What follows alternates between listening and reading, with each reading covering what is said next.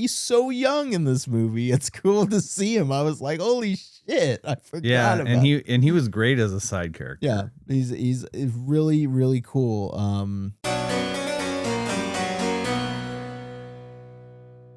Hello, everybody, and welcome back to the channel. Today is October 10th. We have a special movie for you since it's the third annual Calvin Cam 31 Days of Halloween. We are doing a threequel here. We are talking about Nightmare on Elm Street 3 Dream Warriors. We covered Nightmare on Elm Street 1 in our first set of 31 days, so I felt that it was cool to come back to the franchise for the third one because this one is one of the most popular ones, one of the most liked ones, a lot of people's favorite ones. So I am excited to talk about this. This was a great rewatch for me. I know Anthony has also seen this a couple times too. Fun stuff. Great stuff. I definitely understand why everybody loves this one so much, and I think that it is really solid. It's a great cheesy 80s horror movie, and it's fun. It's witty. It's got, some good kills. I think I did a kill count, and there's like a total of 6 people that die. So it's a good movie. It's a good time. The story takes place obviously later on in the series after the events of number 1 and number 2. Our main character is Kristen.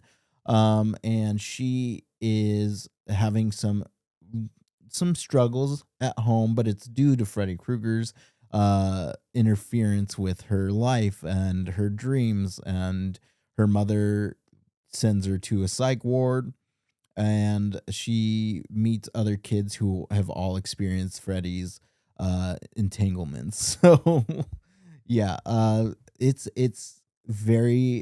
such a fun movie.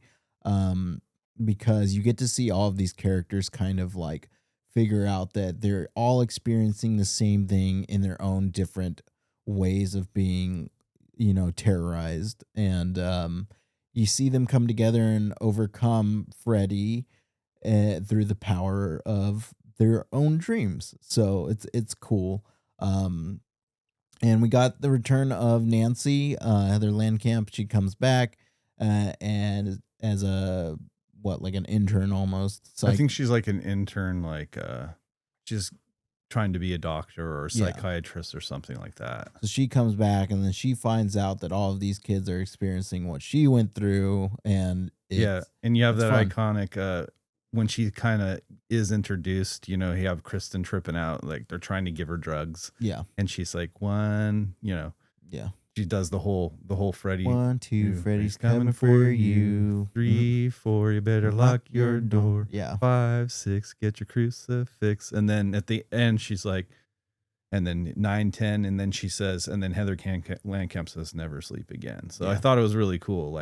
And that was presenting her for the first time. Yeah, it's awesome. And it shows you get a good connection that she has with the kids and stuff. Also really like the different ways that these kids are being terrorized. There is Will, who is the sleepwalker, and he's only sleepwalking because Freddy is using him like a puppet with his veins, which is crazy. And that whole sequence where he walks him, it's awesome. It's crazy. It's cool. And we get he's like the first major death that we get in this movie that kind of like sends this movie on its tracks. So it's sad for all of the kids to experience that, but it's like another reason for them to come together to overcome this issue. Also like to point out Lawrence Fishburne as a side character. Super awesome. I think his name's Max in this movie, and he's so young in this movie. It's cool to see him. I was like, holy shit, I forgot about him. And he was great as a side character. Yeah, he's really, really cool. And he has a lot of good intentions with those who are residing in the psych ward. So it's fun, and you get Joey, who's the mute, right? Joey's the mute, and I like the scene when Freddy gets him. I'll just never forget it.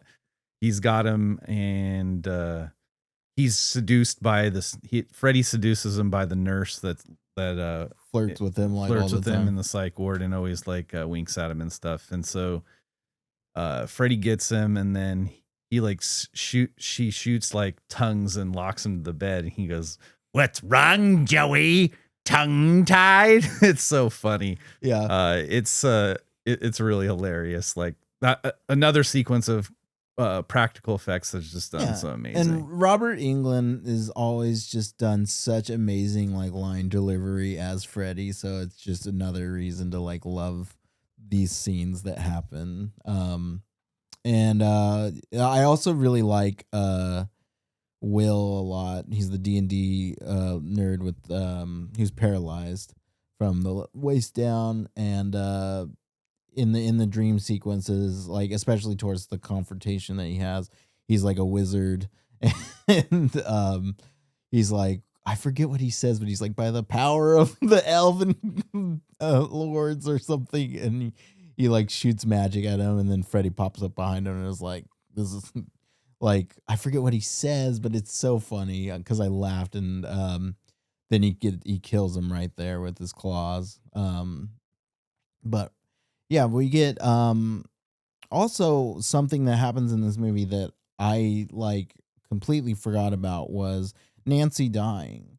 I just like didn't just move over my head. I was like, oh man, they actually killed her off in this. I know she returns later down the line, right, in New Nightmare, because it's like a meta movie.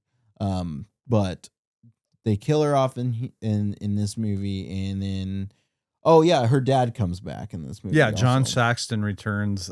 They go to the graveyard with the other doctor to dig up Freddy's bones, and you have that crazy practical stop motion animation with Freddy's bones. It's kind of cheesy. Yeah, it's like Army of Darkness. So. Yeah, definitely Army of Darkness vibes. Yeah, so yeah, you get that whole sequence, and then he dies too, also. So yeah. And that's kind of what tricks Nancy into getting trapped by Freddy, because he comes back as a ghost and is like, I'm sorry, Nancy, blah, blah, blah. And then it's actually Freddy who kills Nancy at that moment. Yeah, so many good kills in this movie. Yeah. One of the memorable ones, like I said, we have Freddy walking one of our characters off the ledge with that. Also, the TV kill was the TV kill is really cool. You also have these special powers that these kids have, which is really cool too. Yeah. You have Joey is actually mute, so he like shouts and breaks all the mirrors and like fights Freddy off. You have Will as the wizard. I forgot there's a black guy in this movie called Kincaid, and I can't remember what his special ability was, but I remember him wearing overalls. Yeah. But yeah. No, you get a lot of a cool development with all of these characters. It's a very good reason why this movie is so highly praised in this franchise. But yeah, I love Nightmare on Elm Street 3, and if I were to rate it on my rewatch, I'd give it a 4. I think it's awesome. I think it's really good. It's not my favorite of the franchise, but it's definitely high up there. Maybe even a 4.5, because like it is really fun. It's a great watch. So it's definitely something I'm gonna try and show my kids when they're a little bit older. Maybe my son right now. But yeah, what would you give it? This is a 5 for me, because this is part of like my childhood. This is like 80s nostalgia for me. It's just a Freddy film that's just awesome, and it's just Robert Englund. And you also have, it's one of those 80s movies that have artists making songs for, tracks for a movie, and we have Dokken. Dokken is the band that made the song "We Are the Dream Warriors." Yeah, so iconic nostalgia stuff like that. This is a 5. Yeah, I also really appreciate Just a side note, like the poster itself is beautiful. Like it's that old style, actually drawn artwork, and I think that it's so great. So, um, yeah. Moving on though, you know what time it is? It's fun fact time. So we gotta throw in the fun facts. At around 29 minutes, when the clay puppet's face turns into Freddy's special effects man, Doug Beswick used stop motion animation. Filming began with a clay Freddy face that was made plainer in each frame. The result was the run backward, and that is what appears in the final cut of the film. Oh, nice. The Freddy glove that was stolen from the set of this film was found in another movie. It was hanging on the wall of the work shed in Evil Dead 2. Released the same year, it was part of the continued banter between directors Wes Craven and Sam Raimi. See the Hills Have See the Hills Have Eyes, The Evil Dead, A Nightmare on Elm Street, and Evil Dead 2 for more. So they all intertwine with props. That's crazy. But I think we covered one of these fun facts in our Evil other Dead episode. I don't know if it was our Right. Evil Dead. I think it was our Nightmare on Was Elm it? Street one. Was what a fun fact about the Might glove. have. I think I remember that when we did that so long ago. Yeah. On the VHS release, the music video for Dogen's Dream Warriors appears after the credits. The video contains many scenes from the movie and ends when the band vanquishes Freddy, causing him to wake up from his own nightmare and ask, who were those guys?" So that's funny. That is funny.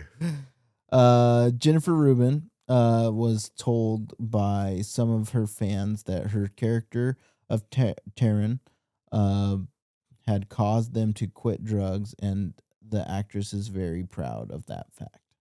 Oh, that's cool.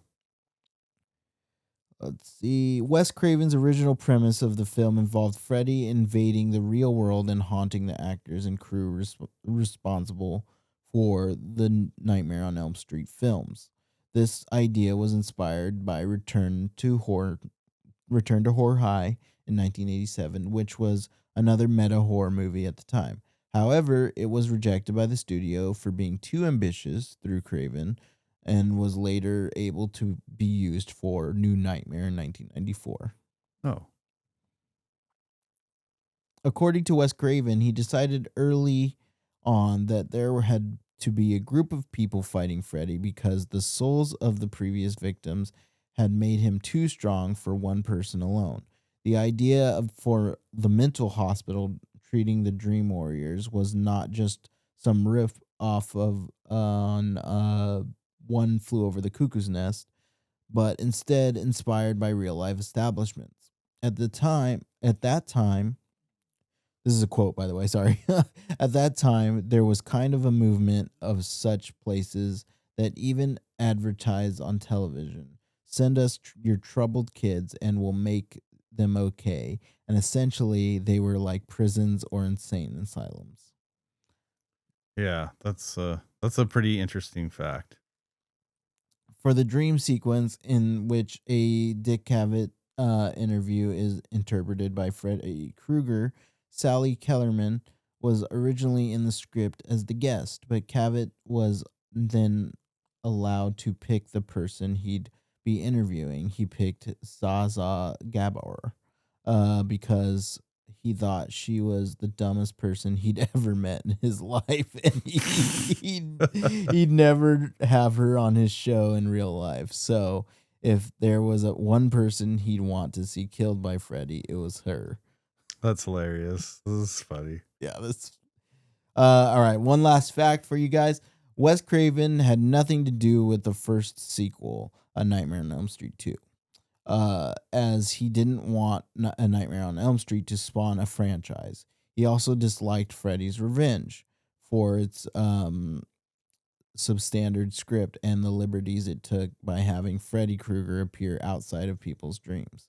When the second film outgrossed the original but was critically panned, The studio was unsure whether they wanted to continue the franchise.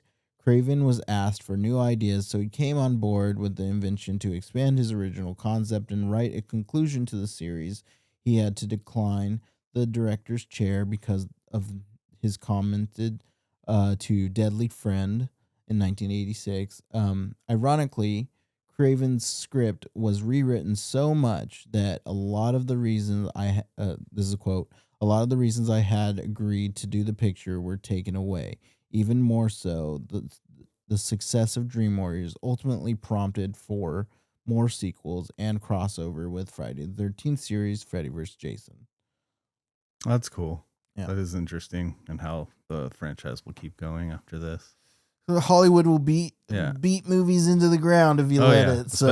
Especially this franchise in the 80s, and just like there are certain movies that we're lucky to not be seen continuing, like Back to the Future is one of them, because it's like all of Back to the Future is actually owned by the director. Oh, so that's why we haven't seen like Back to the Future 4 or a reboot of Back to the Future happen. So, is it Robert Zemeckis? Yeah, he owns it. Yeah. Okay. So good things. That's a good thing. The studio doesn't own it. Yeah, that's cool. All right. That's it for episode 10. Thank you so much for watching, and go to patreon.com/thecalvincam if you want to join up there and show some support, or you could hit that like and subscribe button down below. That really helps a lot here too.